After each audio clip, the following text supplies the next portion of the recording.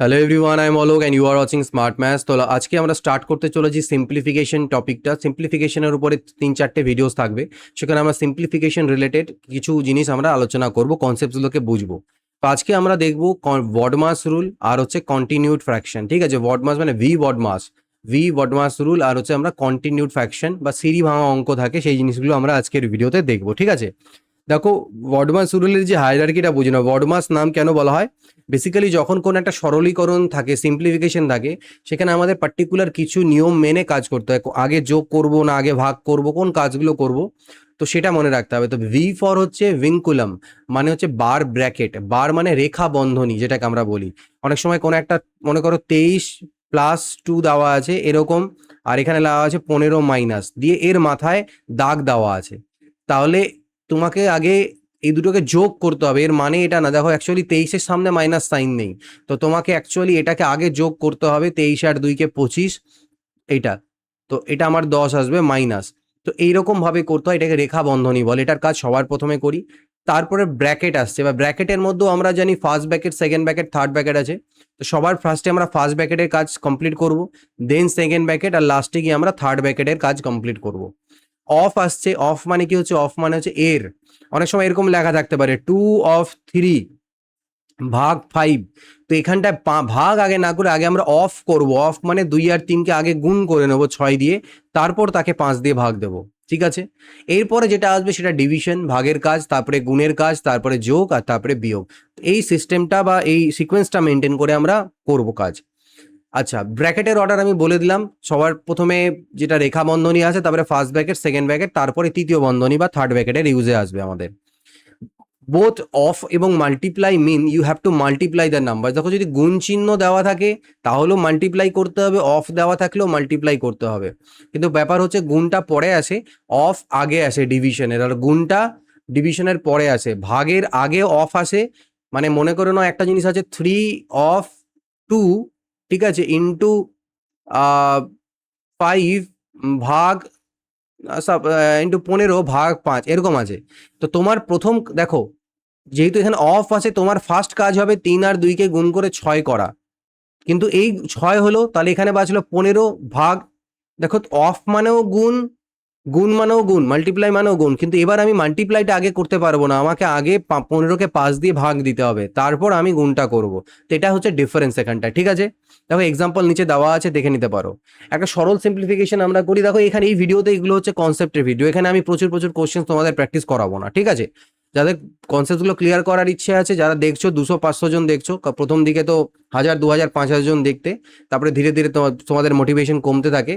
এই জন্যই চাকরি পরীক্ষাতে ম্যাক্সিমাম জন পাস করে না, পরে সিস্টেমকে গালিগালাজ করে, সিস্টেমকে দোষ দেয় যে পরীক্ষা হয় না বা কিছু করে না। কারণ তো পরীক্ষা যখন হয়, এই যে 200 জন, 300 জন, 500 জন ভিডিওগুলো দেখছে, তারাই টিকে থাকে, তারাই চাকরি পায়। তো hats off to you guys, যারা এখনো টিকে আছো এবং সেই সব দিয়ে ভিডিওগুলোকে দেখবে, সিলেকশন তোমাদেরই হবে। আর যারা হাওয়া খেতে আসে, সোজা কথা, হাওয়া খেতে আসে, প্রথমে ভিডিও দেখবো, 5টা স্ট্র্যাটেজি ভিডিও দিলে এখন 5000 করে ভিউ হবে, তাদের দ্বারা জীবনে কিচ্ছু হবে না। একদম হার্স ওয়ার্ড, তাদের দ্বারা জীবনে কিচ্ছু হবে না, জীবনে চাকরি পাবে না তারা। ঠিক আছে, মাথায় মধ্যে এটা ঢুকে নাও। বাট যারা দেখছো sincerely, just hats off to you.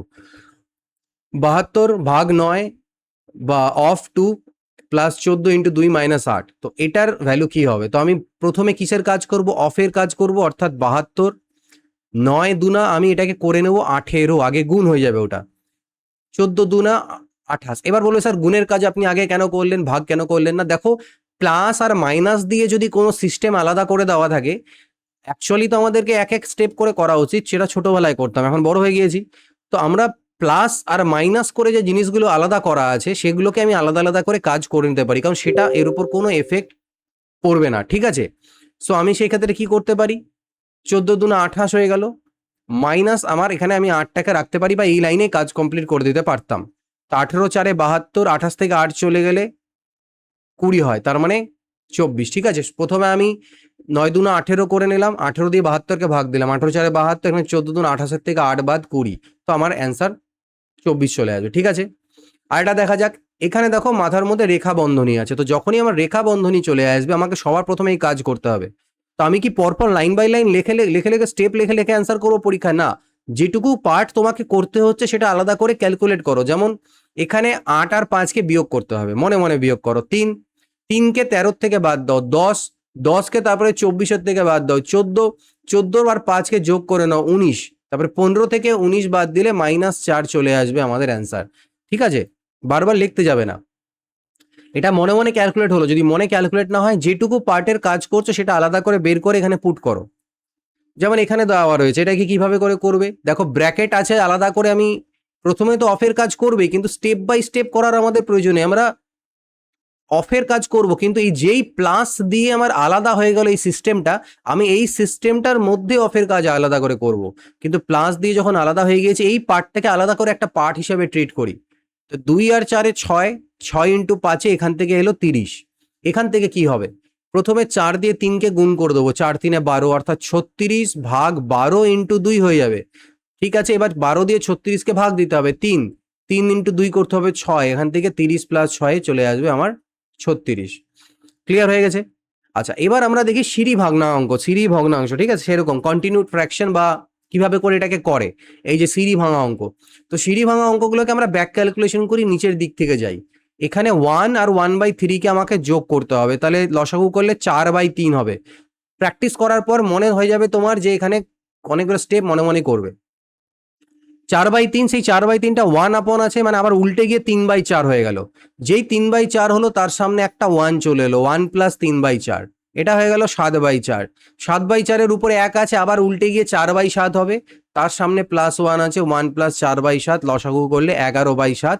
Finally আমাদের এটা অ্যান্সার আসবে। ঠিক আছে, আরেকটা দেখা যাক, এখান থেকে নিচ থেকে করো, এখানে লসাগু করো, 3 1 3 2 5/3, 5/3কে উল্টে দাও, 3/5 কত, 3/5, 5 1 5 আর 3 8/5 হলো, সেটা উল্টে গেলে হবে 5/8, 8 আর 1 9, 8 আর 1 9, 9 আর 5 14, 8, সরি 8 আর 1 9 কেন বলছি, 1 মিনিট দাঁড়াও, 5 1 5 গুণ করতে হয় না, 8 1 8 আর 5 13, 3 1 3 আর 2 5 হয়ে গেল, তারপরে আমার 5/3 হলো, তো 3/5 করে দিলাম, 3/5 এখানে হয়ে গেল, তারপরে 5 1 5 আর 3 8। ঠিক আছে, চলো 8/5কে উল্টে গেল, এবার এখানে হবে 8 1 8 আর 5 13, 13/8, সেটাকে উল্টে দিলে 8/13 হয়।